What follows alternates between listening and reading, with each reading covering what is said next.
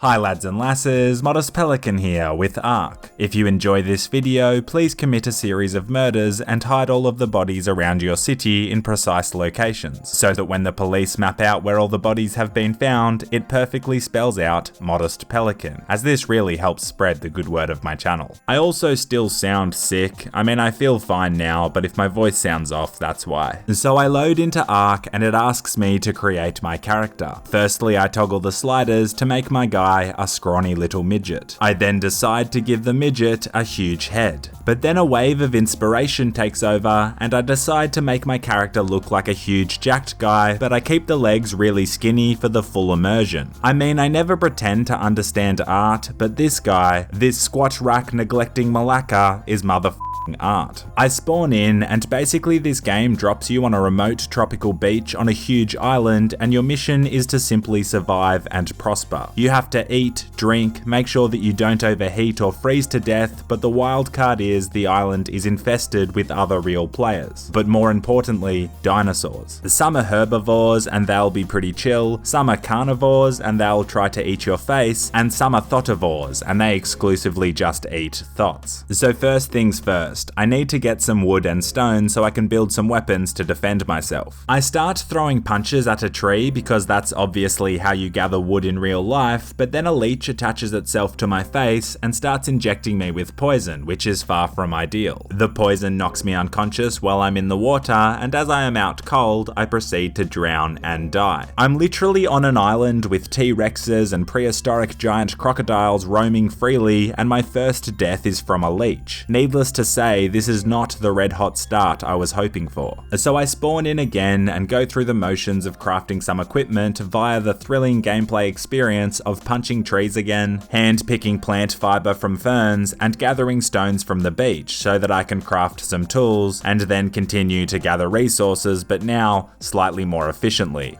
Epic. While I've been busy getting slapped by leeches, my friend Stealtho Robbo has located me, and so I head over to say hi. As I get closer, it becomes immediately apparent that Stealtho Robbo has created a far superior character than mine, and he is looking like an absolute snack. I'm not sure what aesthetic perfection looks like, but this must be pretty damn close. We discuss our objectives for today, and they are simple. 1. Build a boat fortress. 2. Put a cage on the boat fortress. And 3. Sail around the map, capturing noobs and putting them in the cage. Some players might say this is toxic behavior, and yeah, look, honestly, I'd have trouble arguing against that as we are intentionally setting out to cage noobs, but we will give them an ultimatum. Basically, once they are held captive, we will ask them to complete a simple task. If they fail to complete this task, well then things might not turn out so well for them, but more on that later. I then stumble across a wild prehistoric pelican. What a magnificent creature. It's the kind of bird to harass you when you're trying to enjoy some fish and chips on the beach with your cave woman girlfriend, and then 2 weeks later, when you come home from work early, you'll find that same pelican feathers deep in your girlfriend's downstairs woman cave. Anyway, before we begin construction on our boat, we decide to look around a little bit and we find a huge base. So Ark is a weird game because when you log off, you don't actually log off. Your character just falls asleep in the world. So if you played for a few hours and maybe built a hut and gathered some supplies and then quit the game, well then other players could still break into your hut while you were offline and kill your sleeping character and take all of your stuff. It's absolutely savage, and you often see these half-destroyed bases that have been raided and never fixed, and they basically resemble broken dreams. Stealtho Robbo and I actually played this game quite a lot like a year ago, and we managed to survive through pure stealth and by building these tiny little bases deep in the jungle so no one could find us. We moved around during the night and made sure to never have campfires lit after dark. We were basically running a highly complicated and tactical operation. It was similar to Operation Gunnercide that happened during World War II, where a few brave Norwegian soldiers infiltrated a Nazi base to try and foil their plans to build atomic bombs. Except what we were doing actually mattered. Anyway, so one day we log in and we've both been killed in our sleep and all of our hidden bases have been destroyed. Well, guess how they found us? They used giant dinosaurs they had tamed to literally demolish almost every single tree on the map.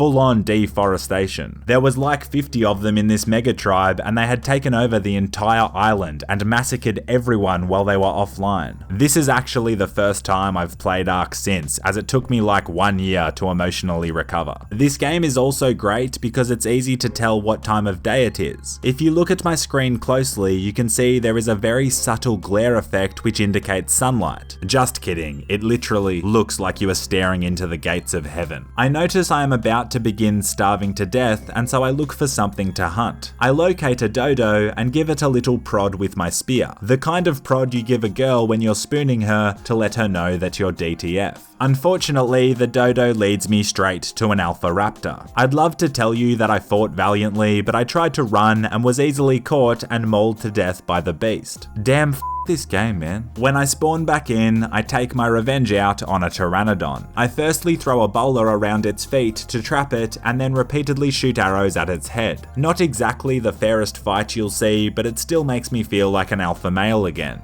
Pelican pro tip: always pick on those weaker than you. It's time to build this damn boat though. Firstly, we gather the resources and then we build the raft itself. We then place the walls down and all that good stuff, but then Stealtho Robo says he's spotted an intruder. It's time to go noob hunting. The noob comes closer and I notice he has a real Aussie fashion look going on, which I'm all about. To be honest, he seems quite harmless, but I bowler his legs anyway so that he can't move and get ready to murder him. We can't have anyone jeopardizing our maiden voyage. It then turns out to be bloody Crosby, a good friend of mine. He has apparently been sneaking around for the last 20 minutes stealing our supplies in an attempt to troll us, which explains why we keep running out of food. I teabag him for a while to show that we don't tolerate thievery. We continue to put the finishing touches on the boat Fortress, but we need to name the mighty sea vessel. My first inclination is to call it Dirty Little Ore, or The Real Booty,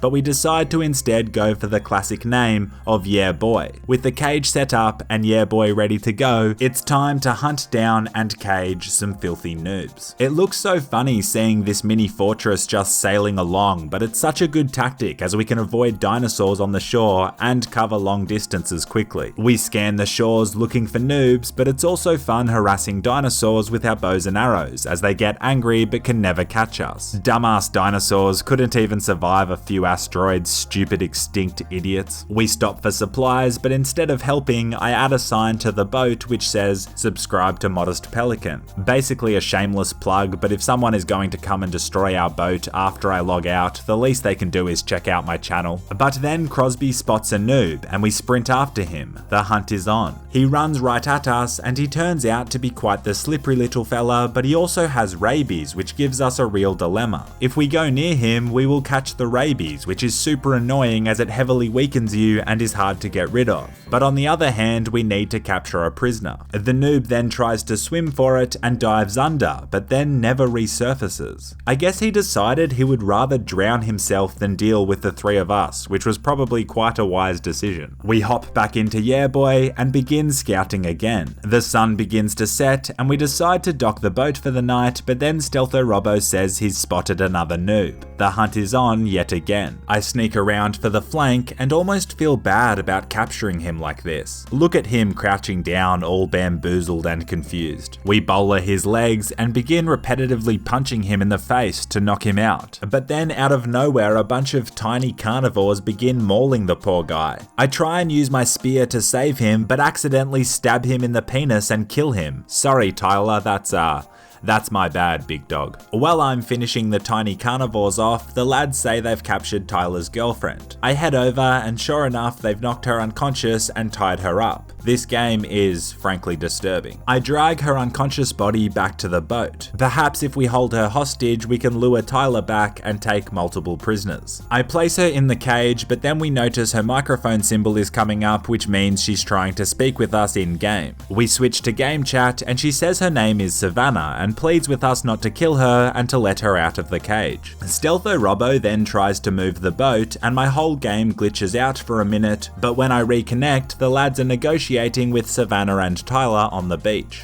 Tyler has respawned and come back to try and save his lady, which is kind of sweet. A noob love is pathetic, but it's kind of sweet. I wish I could play the audio for you, but for some reason it only recorded me and no one else. But basically the young couple realized that we were clearly the Alpha tribe and agreed to come back to the boat as our prisoners. It turns out that keeping prisoners is hard work though. They keep complaining about being hungry and thirsty, so we had to feed them. Everyone always offers sympathy to the prisoners, but never the captors. Captors' lives matter too, you know. We put a sign outside their cage that says, "Subscribe to Modest Pelican," and tell them that once they've subscribed and have commented on a video, they are free to go. Savannah asks if I got all of my subscribers by capturing them in Ark and forcing them to do this, and I say of course not, don't be ridiculous. Only about half of my subscribers were once prisoners. We build a second cage and separate them, as conjugal visits between lovers are a privilege, and they have not earned that yet. Savannah then says she's subscribed to me and comments on a video saying, "Let me out of the cage."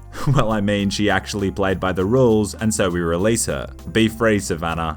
Be free. Tyler, on the other hand, is proving to be a real menace. He says that he doesn't have a YouTube account and therefore can't subscribe or comment. So it begs the question, what do we do with a useless, non-compliant prisoner? We tell Tyler to get into the cabin as we don't want him glitching out of the cage. I mean, kind of annoying that the cages don't properly hold people, as that is literally the one thing cages are meant to be good for, but anyway, we head out to sea. I was literally crying with laughter as you could hear Savannah on the beach saying, "No, Tyler, don't take him," as we sailed away. We tell him that the only way he can prove himself worthy is by fighting a megalodon. Unsurprisingly, he wasn't a huge fan of this idea, but I told him that we don't make the rules, we just play by them. But in reality, we most definitely make up all of these rules. We give him a spear and wish him good luck. I try to get a front row seat for the fight, but the lads think it would be funny to move the boat away and leave me in the water. I sort of glitch through the boat and then find myself in a very sticky situation. Basically, an alpha megalodon is swimming right at me.